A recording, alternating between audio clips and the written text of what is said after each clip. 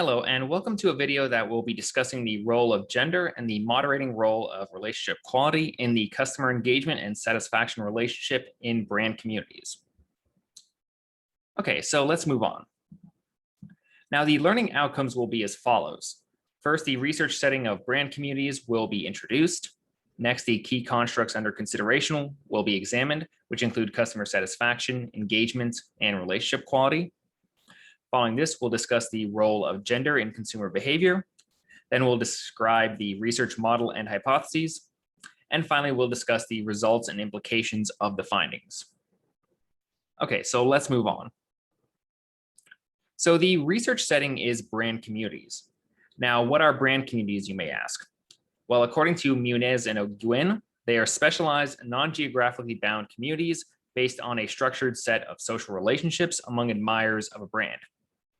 Basically, it's a place where fans of a brand can join together and interact with one another.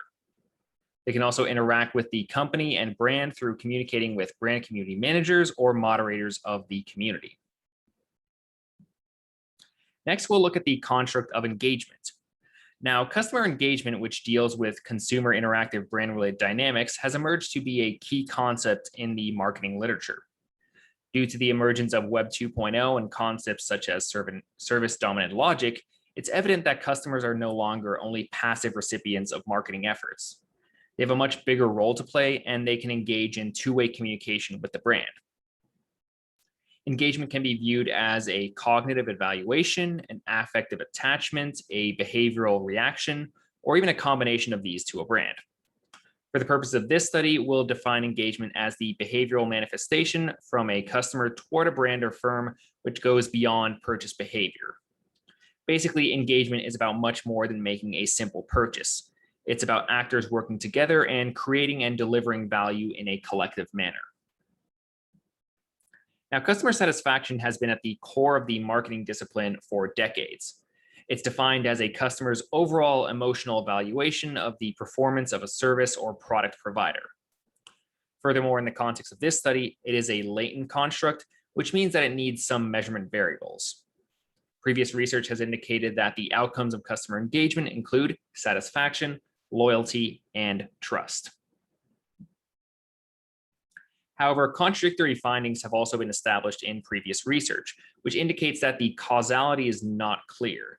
Is satisfaction an outcome of customer engagement, or is customer engagement an outcome of satisfaction? If you go into the specifics, customer satisfaction has been found to be an antecedent of engagement for existing and more experienced customers, whereas customer satisfaction may be a consequence of engagement for newer customers. Moving on to the construct of relationship quality, this concept focuses on the intensity and tightness of a relationship, which plays a key role in influencing customer satisfaction. According to social penetration theory, people assess interpersonal rewards and costs, satisfaction and dissatisfaction gained from interaction with others, and that the advancement of the relationship is heavily dependent on the amount and nature of the rewards and costs. Essentially, this says that relationships will continue to get stronger if the parties perceive that the relationship is beneficial for all of the parties involved. Excellent relationship quality is beneficial because it may ease the uncertainty that surrounds services, it may contribute to better interaction with the company, and it can increase the value for the firm due to better customer-to-customer interactions. Now let's move on to the impact of gender. Now, according to gender socialization theory, males and females may achieve sex-specific personality attributes and self-concepts, which enable them to perceive themselves as masculine or feminine. Building on this, previous research has examined the impact of gender in consumer behavior and found support that purchasing behavior may differ due to social, biological, and psychological factors. For instance, previous research has discovered that significant gender differences exist in the trust-loyalty relationship, as females appear to be more loyal and trusting than males in the case of financial services. So to put this in the form of a model, we hypothesize that customer engagement is positively related to customer satisfaction for both males and females. We also hypothesize that customer engagement is positively related to relationship quality for both males and females. We then propose that relationship quality is positively related to customer satisfaction for both males and females. And finally, we propose that the relationship quality construct moderates the engagement satisfaction relationship for both males and females. And you can see the same hypotheses in written form right here. Now let's move on to the data. The measurement items were based on constructs from existing literature. They were adapted appropriately for the brand community context, as you can see with items such as being passionate about visiting the brand community and being proud of the brand community. The results show some statistical differences in the data set between genders. Overall, the levels of responses are higher in every question for the male respondents, and in 6 of 11 cases, those differences were found to be significantly higher. Regarding the measurement model assessment, we must first look at indicator reliability. The values exceeded 0.7 for both male and female respondents, so that was confirmed. Next, we'll examine internal consistency reliability, which can be assessed by looking at the Cronbach's alpha and composite reliability values.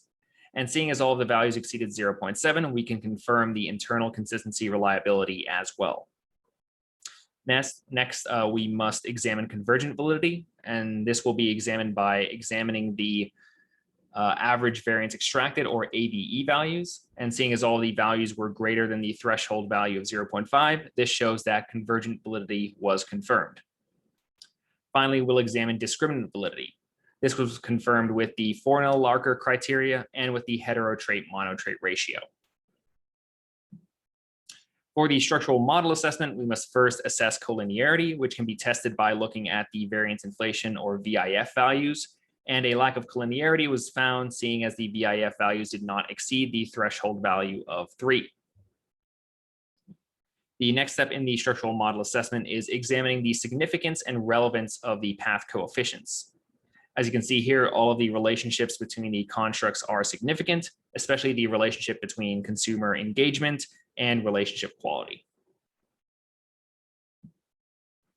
The next step is the examination of the model's predictive relevance.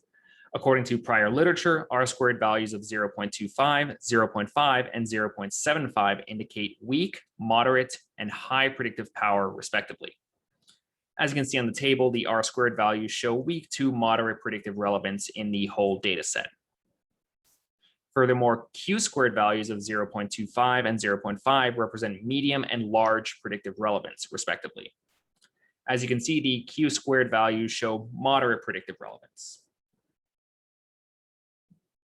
Now let's move on to hypothesis testing. The first table shows the significance of the relationships for the whole data set and for the male and female respondents, while the second table shows whether the hypotheses were confirmed for males, females, and the entire data set. From this, you can see that hypothesis 1 is supported, as the relationship between customer engagement and customer satisfaction is significant both for the male and female respondent populations. And this was also the case for hypothesis 2, that examined the relationship between customer engagement and relationship quality. For hypothesis 3, it appears that the hypothesis is supported in the whole data set as well as for the male respondents, but not for the female respondents. Therefore, hypothesis 3 is only partially supported. Finally, for hypothesis 4, the moderating role is established only for the male population, which means that hypothesis 4 is again only partially supported. So some key implications emerge from this study. Firstly, research has indicated that the gender gap has been declining in online environments, but the findings of this research don't quite support that statement. Males and females may develop different value sets, which could have an impact on their perceptions and behaviors in online interactions. Secondly, the results reveal that females seek utilitarian or functional benefits in internet use, which is quite interesting, seeing as those kinds of benefits are also important for brand communities. Next, the significance of the relationship between customer engagement and relationship quality is also consistent with social penetration theory. This was the case for both males and females.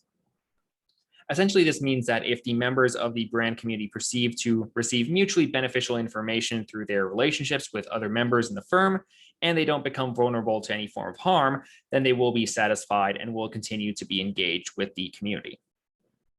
Finally, the relationship quality and customer satisfaction relationship was significant for the males, but contrary to expectations, it was not significant for females. This finding somewhat contradicts previous research, which has claimed that men participate less in exploratory behaviors and thereby develop less involvement than women in the context of web navigation behavior. So clearly there's much more to discover when it comes to this relationship. Okay, so this concludes the presentation. Thank you so much for watching. I hope to see you in the next video.